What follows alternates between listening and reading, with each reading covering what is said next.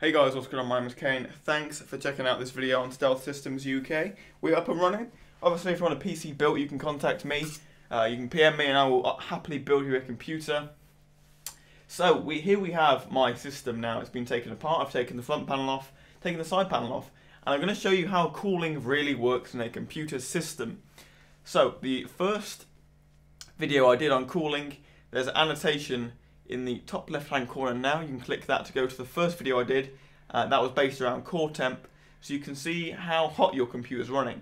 Now if you consider it too hot for your liking and you want to prolong your CPU or computer's performance, then you can install optional fans. You can clean out the dust, because dust, even after a few weeks of building your computer, dust can build up really quickly, especially if you have more intakes than exhausts. There's just loads of dust. That is something which kills computers. Too much dust kills computers, period. So in this video I've taken off the front fan, as you can see here, just for purposes of this video. So, cool air enters the front of the case. Cool air also enters the side panel. I've put another fan, and then it exits or exhausts at the top. That is the way PC cooling should be. Now obviously there are other ways to do it. I'm not saying this is the only way, but there are other ways to do it. But this is normally the most preferred by most people. Enters the front, exhausts the top, because heat rises, so it's easier just to get it out of the way and push it up. So that's what we do. Now I'm going to just take you off the camera and show you some of the hardware before I show you how to improve your cooling in your case. So, here's the side of my computer. We have the Noctua NHD14, we have the GTX 460, which is there, and then we have the Corsair 750 watt PSU with 12 gig around the side. So we have a pretty high-end computer. I'm not saying it's the most high-end computer in the world, but it's quite high-end. The Noctua does a good job in any environment, so this really isn't the best computer to show temperature readings on, because that Noctua takes out any heat literally, and it just blows it through the roof, and normally your computer stays quite cool, that Noctua. But if you're using the stock fan and you're getting high temperatures, I recommend the Noctua NHD14 all day, all night. That thing there, it does its job. So then we have two fans at the top. There are 240mm fans, to exhaust heat. Right, I'm going to show you how to install a fan if you're unaware. Right, here we go. Right, fans are really easy to install. So if you're experiencing hot temperatures, then getting a additional fan is ideal. Now, make sure the mount you're installing fits your fan. So here we have a mount. It's a 120, I believe, but also can support 140mm fans. If you're unaware, you can obviously just check the back to make sure the size of your... Oh, brilliant. It doesn't say, and the only one that doesn't say... No, well, I assume that's 140. I don't think it's anything else. But anyway, so here we have a 140mm fan. Basically, it's going to fit like this. So you line up all the holes. It's very difficult to do with... I'm not left-handed. Well, I am left-handed, but I don't do anything with my left hand, apart from right. This is really awkward for me, but whatever.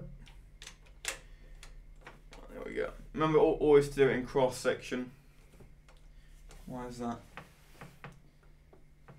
Right, okay, that's done. Then just tighten the top one. I've only done three screws because save some time. Right, don't do it too tight. You don't want to shred the plastic, because these fans are made of plastic. So that's that done. Right, so now we have intake. We have an intake fan, and the side of my...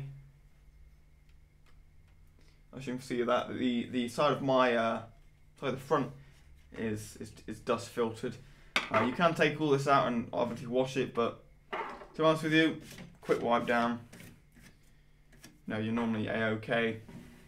So there we go. And if you look at this, you just see the dust. That's after maybe a year of using it.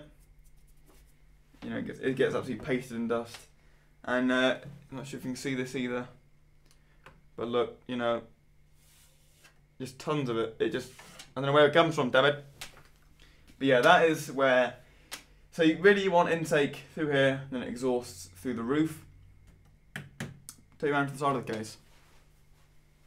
Personally, I'm a big fan of side panel fans. As you can see, I've got one here, because it directly cools the graphics card, and you know, it just prolongs the life of your graphics card, to be honest. Also, it does slightly impact on the Noctua. If you have a Noctua on a side fan, just you know, just be wary that if the side fan, as you can see, mine is just about fine, it just fits underneath. But if this fan was slightly higher, then you would have compatibility issues with that Noctua. And that's pretty much it. So that's how to improve your cooling. The main reason is, you know, the main reason we get hot computers is because the lack of fans. If you only have one exhaust, you know, some generic cases are only going to have like one exhaust in the back, no intakes or nothing. I've seen cases where they've just got one exhaust. You know what? That just doesn't do it. It really doesn't do it. You need at least, I'm going to say, at least 2 intakes and 2 out. You know, 4 fans, to me, they're not exactly expensive. £4 I pay for, you know, for these fans here. You know, LED. You know, you can't really go wrong.